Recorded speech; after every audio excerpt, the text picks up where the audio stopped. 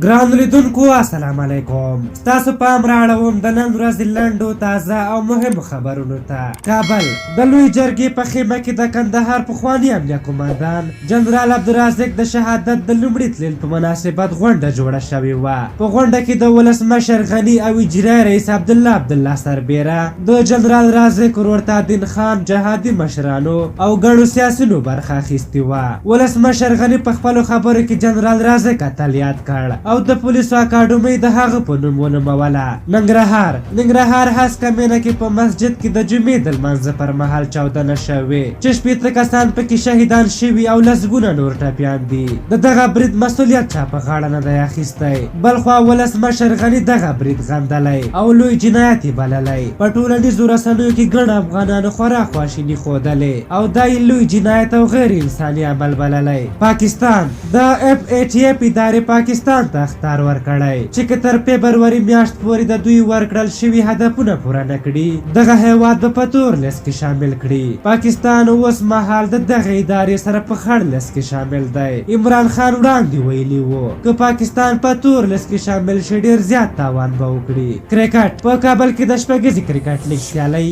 د میساینه کتلانو په بریا سره پای ته ورسېدې. په دغه لوبو کې شپږو لوبډلو برخه اخیستې وه چې پای لوبې ته د راشد خان په کپتانۍ بندي امیر او د محمد نبی په کپتانۍ د میساینک لوبډلې لاره پیدا کړې وه. د لوبې پچه یا ټاس میساینک وګاټه او لومړی د توپ اچونې پرېکړه وکړه. بندي امیر لوبډلې په ټاکل شوو 20 اورونو کې میساینک لوبډلې ته د 155 منډو هدف ورکړ. په ځوابي لوبه کې میساینک لوبډلې نسبتا په اسانۍ سره د نور علي زدران او رحمان الله ګربز د ښې توپ وهنې پر مټ یاد هدف پر او لوبه یې وګټله. د دغه سیالیو دا شپږم پړاو و چې تر دې د مسپین غرز مریانو میساینه کتلانو دوه ځل کابل بازانو او بند امیر خامارانو یو ځل د دغه سیالیو اتلولي ګټلې. دا و د نن ورځې څو لنډ تازه او مهم خبرونه. تر بیا د الله په امان.